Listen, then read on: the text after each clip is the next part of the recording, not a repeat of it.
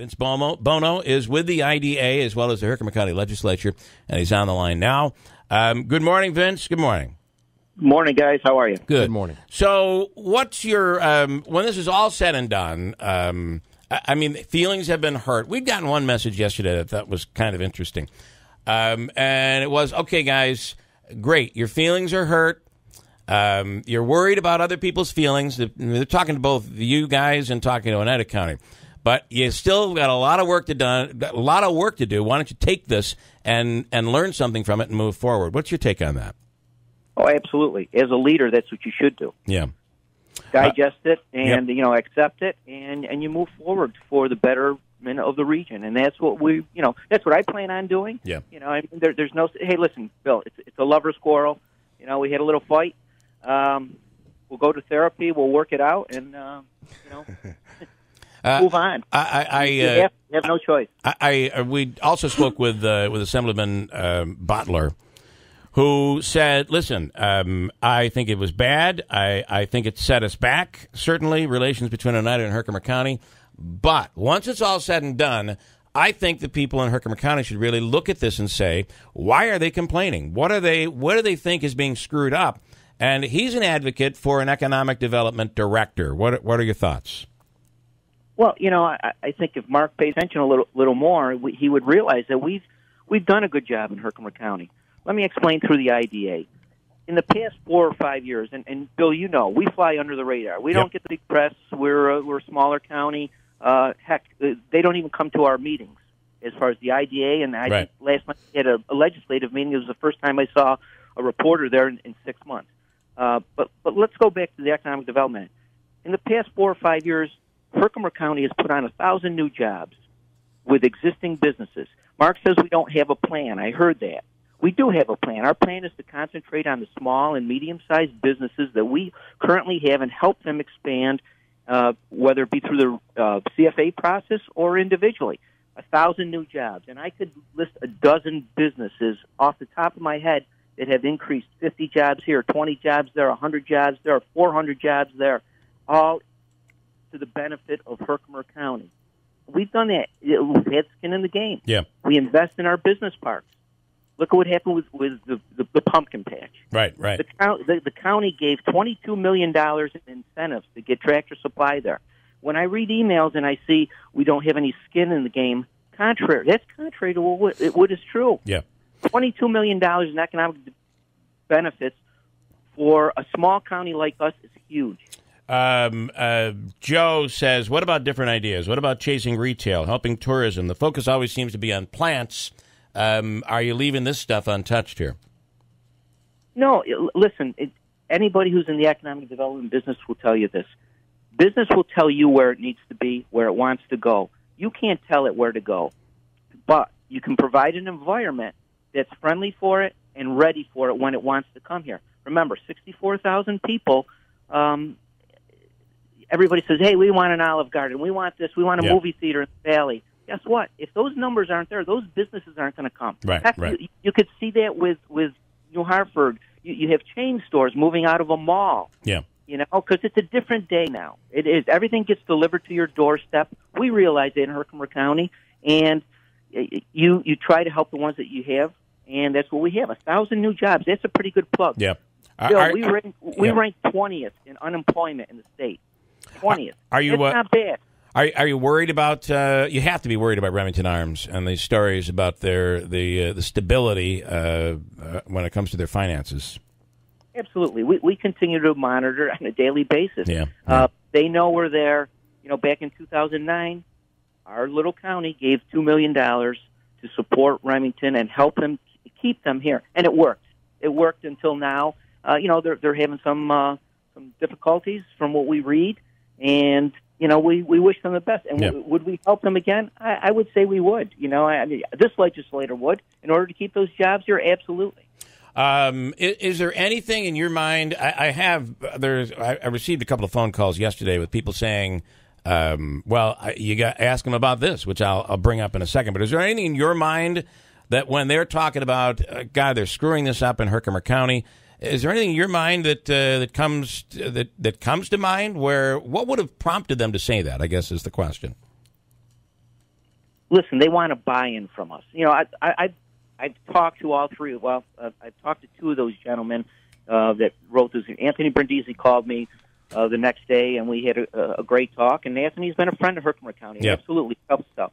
Tony Paceni, I valued him as a friend and as a partner, and we had a good talk yesterday. Steve DeMayo has sent me an email and has apologized. All three of those gentlemen have apologized to me, Jim Bono, personally. Yeah. However, I think they owe apologies, and public apologies at that, to members of the Herkimer County Legislature and its administration, and I believe to the IDA board, who works hard. And you heard John Scarano, and he's 110% correct that we work hard there and offer no pay. Right, and I get that, and so, certainly understand that. All right, I want to go to one of the things that we were tipped off to yesterday. And I just think when these things happen, there are people in the background listening and saying, yeah, but what about this? So this is one of those. We're talking about the pumpkin patch. The property was sold, what was it, about 140 acres? Correct. In that business park? 140, yeah. Sold for $10, $15 million in tax incentives. A part of those incentives, anytime any IDA funding, I'm not saying any time, but there was attached to this something called local access. And I know you're familiar with this. You're talking about 300-plus construction jobs. And I spoke with Bill Maxim yesterday from the Northeast Regional Council of Carpenters. They're not pleased. I'll quote him. "I'm upset with how this was handled," is the quote. The fact that all of these construction jobs at the pumpkin patch right now are out-of-state construction jobs. This funding, these tax incentives that you guys received, you were required to at least offer these jobs, 300-plus jobs, to local construction companies, local construction workers. If you didn't, if there was some reason you couldn't use local workers, there's a waiver process, which you guys did not follow through on, according to officials that I spoke with yesterday. Comment on that, if you could. Yeah, I mean, we have no control over a private company and who they hire and why they hire them. We put that out to the union. We reached out to the unions and told them that the bid was going to go out. They put those bids out, and unfortunately, for whatever reason, they weren't victorious in those bids. I do know that there are union workers up there. There's union electricians. I believe there's a local company doing the rigging up there to hang the steel. So there are local people up there. So to say that it's 100% of those jobs aren't. But did the IDA follow through properly on the waiver system? The process of a waiver, was that done properly? Because they're telling me it wasn't. No, I'd have to check into that because I'm not familiar with that. And to be honest, if you're giving money and tax incentives to a company to bring them in, you have every right to dictate and say, all right, this money's we're giving you. There's a lot of every right, but you do, and there's a lot of taxpayer money that went into that property, and we're talking about sewer lines, we're talking about water, we're talking about prepping that facility to make it work. And you're telling me you're allowing 300 jobs to come from Indiana? That doesn't make sense, especially when it's a part of the process, which I don't completely understand. But how is it you couldn't say those have got to be local jobs? We told the company you have to make every effort to hire locally, and they said they would, but they didn't. And it's required, and you didn't follow. No, that's true. It's not required. True. Wait. It's not required, Bill. It's not required. I don't know where you got that information, but I don't believe it's required. I was told that it was, but that you could have filed a waiver to give circumstances that would show why you couldn't use local workers, but that was never done. Bill, ask those questions to other projects that have happened in the valley. They're a private company, and we told them, listen, you make every effort to hire locally. And from what I understand, there are local companies working there. Yep. I don't know why you're being told that 100% of those jobs are not local. Well, according to Bill Maxim, there's 300 plus jobs that are not local jobs, that are not being held by local contractors. And at the end of the day, there will be 350 full-time jobs there. I get that. I understand. I understand their concern, and we definitely want to see the construction trades prosper here. But that's part of this business. Sometimes they get the bid, and sometimes they don't get the bid.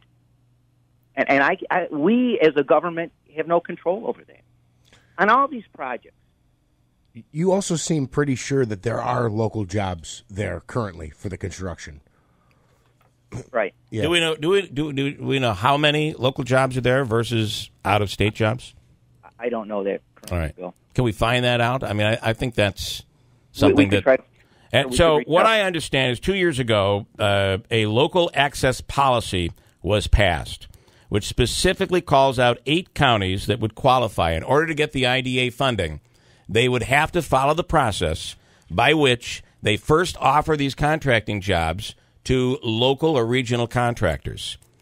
And they were offered. And then a waiver has to be filed, which was not filed, which would then give them an opportunity to possibly still compete for those jobs. But that we're being told that waiver wasn't filed. So these are procedural things, and I'm wondering if, and I know this is different, when these emails were going back and forth, the emails that were foiled, it's not talking about the Tractor Supply Company. It's really referencing a project that was done prior to that. So, I mean, is there some credence when they say things are getting screwed up? It seems like this is an example of that. When you bring 350 jobs to an area, is that screwing up, Bill? When you bring another 1,000 jobs to an area, and all those other projects that are done privately and through union work and through private work, is that screwing up? Listen to me. Listen, Vince. I've been one of your biggest supporters, and certainly celebrated the fact that you guys did an incredible job bringing Tractor Supply to that business park. But at the same time, you cannot discount the process, which was, we're told, which was something that was supposed to be done that wasn't. But that is 300. But that is 300 jobs that could have added to Herkimer County's economy, and there could be 300 guys and women sitting at home right now on furlough because there is no work. I think it's worthy to look into, and I would love it if you would look into that and come back to us with the facts. Bill, I believe at the time it wasn't recommended that we do that. Okay, that you didn't, and it's not required. Contrary to what you're being told, okay. I don't believe it was required. All right. Well, would you say you don't believe? All I'd ask is that we could resume this tomorrow, and you come back with the facts tomorrow and the numbers, just so I think the people deserve to know. I will try to get that for you. And do not for a moment think that adding 300 plus jobs is not a big deal. The fact that the pumpkin patch, Bill, it's a huge deal. I understand that. I get it. But once we sign the contract, that company does what they want in trying to get the cheapest or the most efficient and cheapest product. You know that. I get it. When you're going to listen, when you compare union labor to private labor, that may add anywhere from 15 to 30% on the cost of a project. Now we're talking an $80 million project here. I certainly understand that. But at the same, those companies have to sharpen their pencil. That's competition. Yeah, I understand that. But when tax dollars, when there's tax savings, when there's investment by taxpayers, listen, we see it all the time in grants. When a grant comes through, there are specific things that need to be followed in order to get that money. Because without that, they wouldn't have gotten the money. They wouldn't be here. But at the end of the day, I get it. You've got the plant is there. It's going up. I just would like you to look into it and tell me what the facts are. If I've got the facts wrong, I would love to know firsthand from you tomorrow. Okay. All right. We'll resume tomorrow, maybe the same time. Fair enough. All right. Vince, I appreciate it. I really do appreciate it.